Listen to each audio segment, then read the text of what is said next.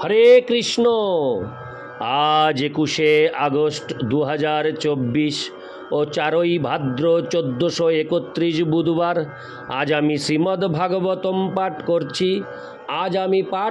শ্রীমদ্ ভাগবতমের তৃতীয় স্কন্ধ 6ষ্ঠ অধ্যায় বিশ্বরূপের সৃষ্টির শ্লোক 27, 28 ও 29। নারায়ণ হে নারায়ণ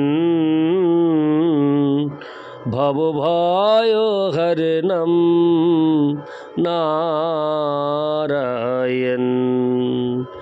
শীর্ষ্ণ হস্য দৌর্ধরা পদ্ভঙ্খং নাভেরুদপদ্যত গুণানাং বৃত্তয় যেষু প্রতীয়ন্তে সুরাদয়।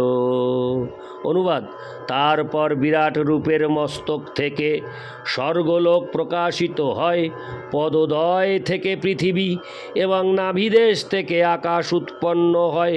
সেই সমস্ত স্থানে জড়া প্রকৃতির গুণ অনুসারে দেবতা প্রভৃতি প্রকট হয়। ইতি শ্লোক 27। শ্লোক 28। আত্যন্তিকেন সত্যেন দিবং দেবা প্রপেদিরে ধরাং রজো স্বভাবেন পনয়ো যে চ তাননু।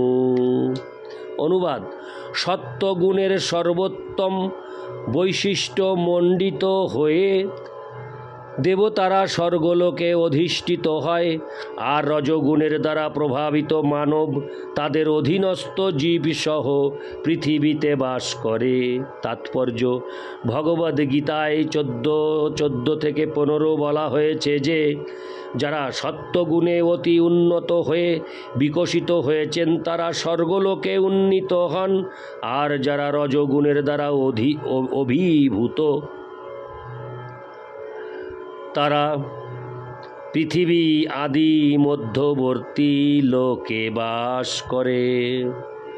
কিন্তু যারা তমগুণের দ্বারা আচ্ছন্ন তারা নিম্নতর লোক অথবা পশু জীবন প্রাপ্ত হয়। দেবতারা সত্যগুণে অতি উন্নতভাবে বিকশিত এবং তাই তারা স্বর্গলোকে অবস্থান করেন। মনুষ্যের স্তরে রয়েছে পশুগণ, যদিও তাদের মধ্যে গাভী, অশ্ব, কুকুর ইত্যাদি পশু মানব সমাজের সঙ্গে মেলামেশা করে এবং মানুষের সংরক্ষণে বাস করতে অভ্যস্ত। এই শ্লোকে আত্যন্তিকেন শব্দটি অত্যন্ত তাৎপর্যপূর্ণ। সত্যগুণের বিকাশের ফলে জীব স্বর্গলোকে প্রতিষ্ঠিত হতে পারে, কিন্তু রজ এবং তমগুণের অত্যধিক বৃদ্ধির ফলে মানুষ পশু হত্যায় লিপ্ত হয়। যে সমস্ত পশুরা প্রকৃতপক্ষে মানব সমাজ কর্তৃক সংরক্ষিত হওয়ার কথা, যারা অনর্থক পশু হত্যায় লিপ্ত হয় তারা রজ ও তম গুণের দ্বারা অত্যন্ত আচ্ছন্ন হয় এবং তাদের সত্যগুণে উন্নীত হওয়ার কোনো সম্ভাবনা থাকে না।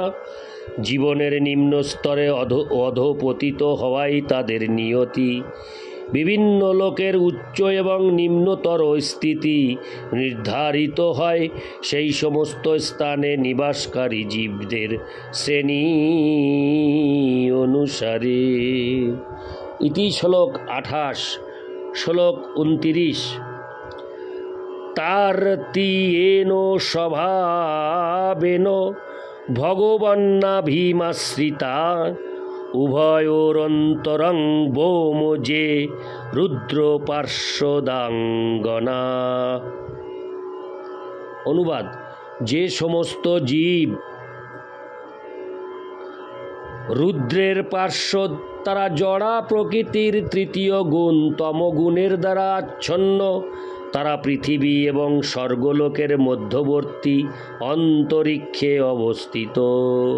তাৎপর্য: অন্তরিক্ষের মধ্যবর্তী অংশকে বলা হয় ভূবরলোক এবং এই তত্ত্ব শ্রীল বিশ্বনাথ চক্রবর্তী ও শ্রীল জীব গোস্বামী উভয়েই প্রতিপন্ন করেছেন। ভগবদ্গীতায় উল্লেখ করা হয়েছে যে যারা রজগুণের দ্বারা আচ্ছন্ন তারা মধ্যবর্তী স্থানে অবস্থান করে, যারা সত্যগুণে অবস্থিত তারা দেবলোকে উন্নীত হন, যারা রজগুণের দ্বারা প্রভাবিত তারা মানব সমাজে স্থাপিত হয়, আর যারা তমগুণে অবস্থিত তারা পশু সমাজে অথবা প্রেতলোকে অধিষ্ঠিত হয়। এই সিদ্ধান্তের কোনো মতবিরোধ নেই। ব্রহ্মাণ্ডের বিভিন্ন লোকে অসংখ্য জীব ছড়িয়ে রয়েছে এবং তারা তাদের গুণ অনুসারে স্বস্থানে অবস্থিত। ইতি শ্লোক 29। নারায়ণ হে নারায়ণ ভবভয় হরণম নারায়ণ। হরে কৃষ্ণ। জয় রাধে রাধে গোবিন্দ। হরি বল।